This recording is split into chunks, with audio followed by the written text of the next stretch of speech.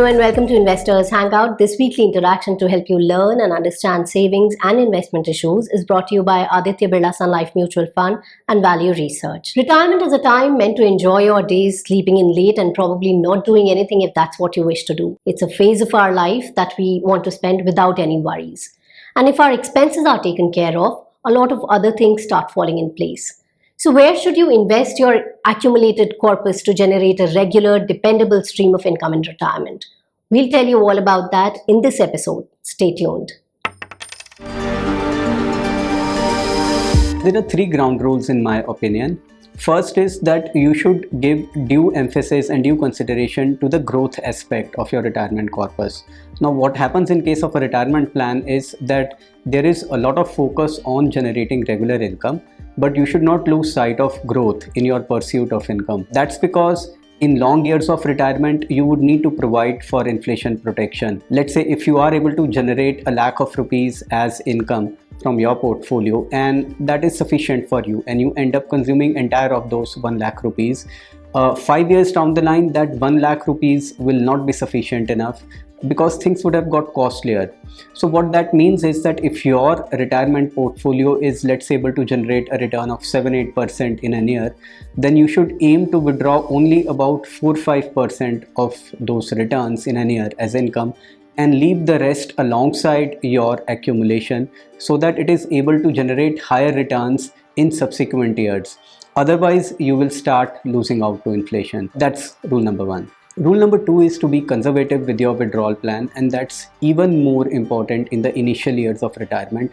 That's because if you draw down your accumulation very aggressively in the initial years by withdrawing higher sums of money, you may not have enough left to generate returns in the subsequent years and you would run the risk of outliving your retirement corpus. Let me illustrate this with this example. As you can see, if you start with an aggressive withdrawal rate of say 8% and keep increasing it by 5% every year. So what I mean is that let's say this 8% withdrawal amounts to an income of 10,000 per month, and next year you increase it to 10,500 by giving yourself a 5% increment and so on. If you follow this and if you start with such an aggressive withdrawal rate, you run the risk of finishing up with your accumulation in just about 15-17 years. But if you keep it to just about 5% withdrawal rate, you run a great chance of a comfortable inflation-proof retirement income that lasts 30 years or more. So the ground rule 2 is to be conservative with your withdrawal rate. And the third important ground rule is to not get excited, get carried away and start misutilizing your retirement corpus. Now what happens is that at the time of retirement, it is likely that you end up with a sizable accumulation. You would have money flowing in from your EPF, your gratuity, maybe NPS if you've been investing in that. And all of that can accumulate up, aggregate up to an amount which you may not have had at once ever in your lifetime. Now don't let this lead you to a false sense of comfort whereby you start overspending or significantly change your lifestyle. Remember, as we said earlier, that you need to be conservative with your withdrawal plan. This is all the money that you have to survive on for the next 25-30 years or maybe even more. So you need to have a mixed approach where a part of your money is invested in fixed income savings avenues and a part of your money is in equities. See, investing for regular income need not be too complex. The basic premise that you need to follow is that your investments have to be in such a way that they are able to provide a stable, dependable income, but at the same time they are also able to generate adequate returns enough for the corpus to grow at some reasonable pace so that you have some inflation protection in later years of your retirement. And we believe that these kind of outcomes are possible with a portfolio which has say about 30-40% invested in equity and the rest in high quality fixed income alternatives. If you follow this plan and rebalance periodically such that the allocations broadly remain in these ranges and such a portfolio is able to generate returns of say anything between 8.5, 9.5% per annum, which is fairly achievable with this kind of allocation, and you keep your withdrawal rate within those 5% limits per annum as we discussed earlier, we think you are well set for a reasonably worry-free, comfortable, regular income plan in your retirement. There is no one formula, and you can create your retirement income plan with different savings avenues as long as you follow these broad principles. With this 25 lakh rupees accumulation, you should aim to invest about 10 lakh rupees, that's about 40% of your accumulation, in equity instruments, and the remaining 15 lakh in fixed income.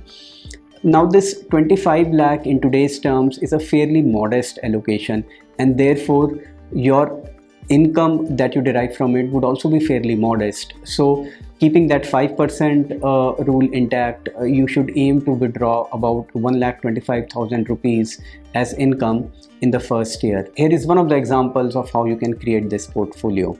As an example, out of this 15 lakh fixed income allocation, you can invest say rupees 12 lakh in senior citizen savings schemes, that's SCSS, and another 3 lakh in short duration funds. The latter have greater flexibility on additional investments and redemptions, and therefore make rebalancing more efficient. And for the equity allocation of rupees 10 lakh, you can go for some conservative equity funds like flexi cap funds, or even a large cap index fund will be good enough for this allocation. Now SCSS is offering a return of 7.4% per annum, which is taxable, but if this is all the income that you have, then it will become tax free.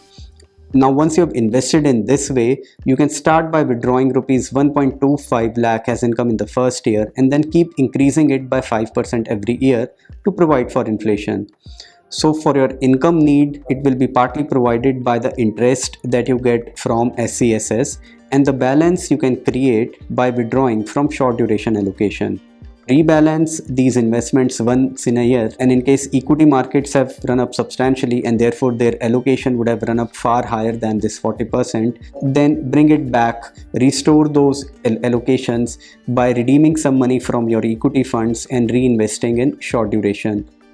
Likewise, vice versa, in case equity markets have fallen substantially and the equity allocation has dropped substantially from this around about 40% target range, and keep doing that year after year. Now if you would have followed this plan in the last 15 years, this is what your outcomes would have been. So starting with an income of rupees 1.25 lakh 15 years back, it would have increased by 5% every year, and it would be around about 2.6 lakh per annum by now. And despite these withdrawals, your starting corpus of 25 lakh would be worth 65 lakh rupees today, and with 15 years of retired life already behind you. So what you get is the comfort of stable, regular income with adequate growth to keep you inflation protected.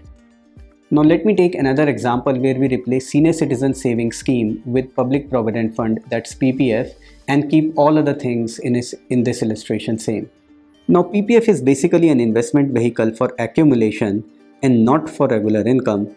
But for those who have already had this account running for its initial tenure of 15 years, they can subsequently keep extending it for additional blocks of 5 years, and they are also allowed to make partial annual withdrawals for income.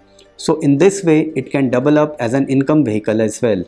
And the 7.1% annual return that it offers is pretty attractive, more so given that it's tax free. So if you would have followed the same plan in the last 15 years, simply by replacing the 12 lakh you had assigned to SCSS with PPF, you would have still got very good outcomes, as you can see on your screen right now. You would have got a same regular income, and despite that you would have still been left with rupees 57 lakh in the balance, with 15 years of retired life already behind.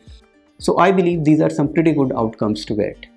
With that, it's a wrap on this episode. Keep watching this space for more information. If you like the show, do subscribe to our YouTube channel. Take care. Bye for now.